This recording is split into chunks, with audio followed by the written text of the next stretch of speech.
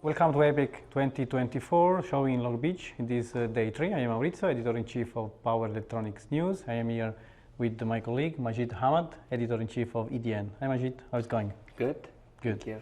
So, yesterday we had a wrap session about infrastructure versus powertrain, which should we prioritize for electric vehicle adoption. So a lot of questions in particular about infrastructure. So we have to improve the infrastructure, the grid, thinking about green energy, but in the meantime we have also to improve the efficiency of powertrain. So one topic that would be very connected in terms of infrastructure and powertrain is wide-bandgap semiconductors, gallium nitride and silicon carbide. So in these days we have seen a lot of news about GaN devices, new and also silicon carbide devices in particular.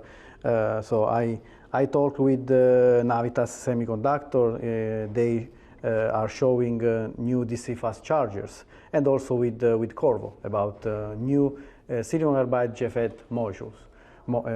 So Majid, which are the main highlights that you can report today? As we head to the close of this APEC 2024, I think it's clear that gallium nitride has been the key highlight of this show.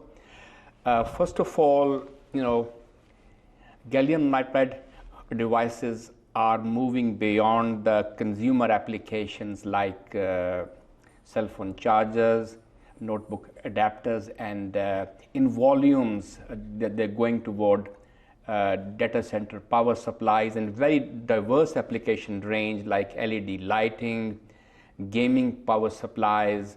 So I think they definitely are moving up the ladder.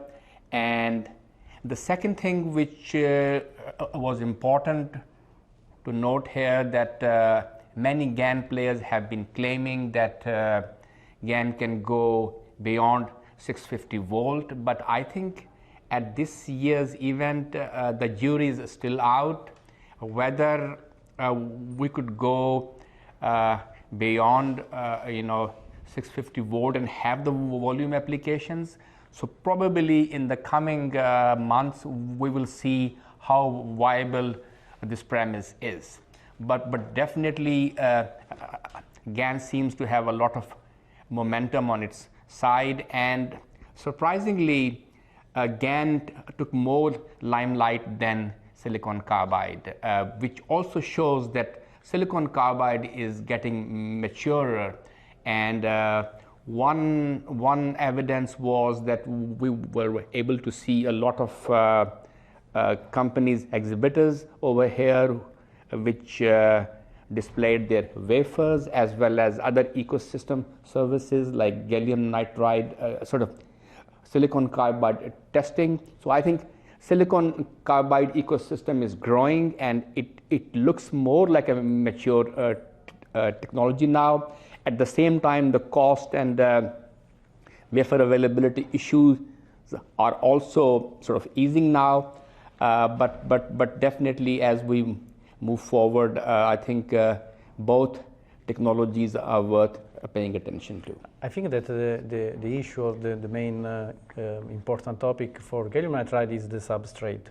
So we are seeing a lot of GaN on silicon. Yes. I guess that we will see, so we are seeing GaN on sapphire, but maybe new updates in terms of substrate. Yes. So like QST, for example, Vanguard International Semiconductor is investing in Taiwan with but not only, also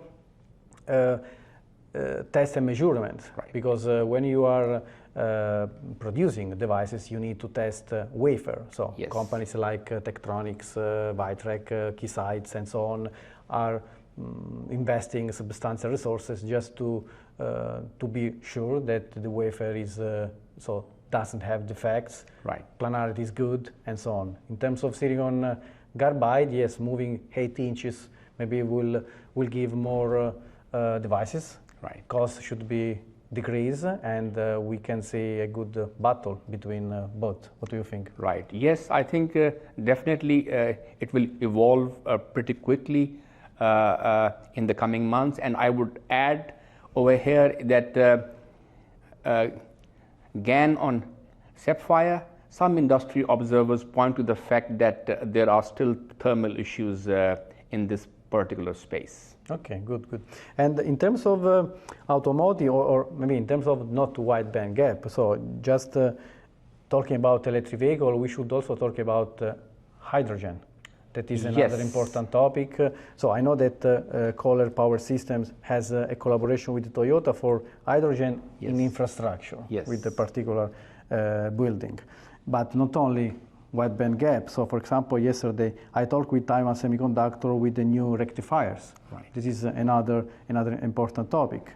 And in terms of simulation, so for example, I met Mike Hangerhard about QSpice. Yes. They are innovating a lot because so it's important when you are designing simulation first and then you are design. Do you agree? I also met with them yesterday, and I think QSpice has got a very good response from engineering community, and Corvo is sort of they want to take it one step further. So I think yes, QSpice is free, and engineers are quite excited about its adoption in general. Yeah, in terms of GaN, so let me also say that the EPC introduced the 100 volt 1 milliohm RDS-on, and this is so EPC stated in the press release that is the lowest on resistance GaN FETs. It did it, so Navitas marks 10 years of innovation, and with a big party, and also Tagore, so a new high power density GaN power supply. So I guess is 500 watt. So I guess it's all. Yes. So this is the last day. So tomorrow exhibition will be closed today. Tomorrow just technical talks. We will report news analysis, technical analysis on powerelectronicsnews.com and EDN.com. And thank you so much, and see you next. Stay tuned. Thank you, Majid.